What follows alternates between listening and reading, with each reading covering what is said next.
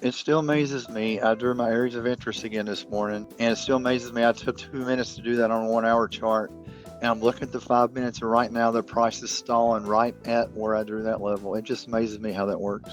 I'm so proud of you. Honestly, guys, take off indicators. Well, you can have whichever ones you end up sitting with, but just get good at levels. I'm really good at areas of interest. I like trend lines I could take or leave depending on the time frame.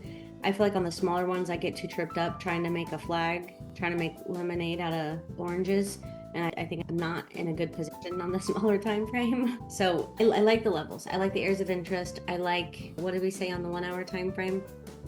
I marked up a yellow line because why? This is not only an imbalance. So there's a lot of things that happen here, not one. This is an imbalance, right? It's a fair value gap. This is also a previous high. So if we happen to be steaming past this, I need another target. So it's going to be here. If we happen to be breaking out of our pre-market high, I need my targets.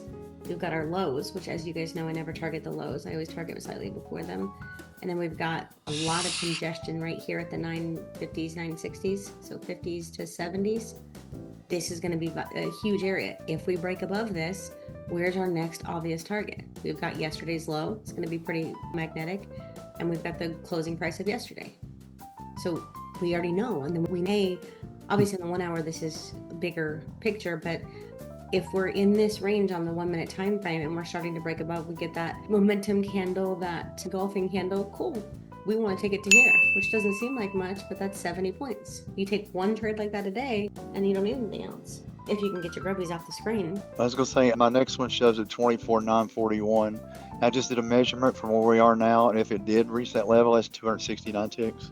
Not too shabby. But I'm not trading. I'm out. I'm done for the day. I made a couple $100, so I'm done. That's perfect. That is perfect.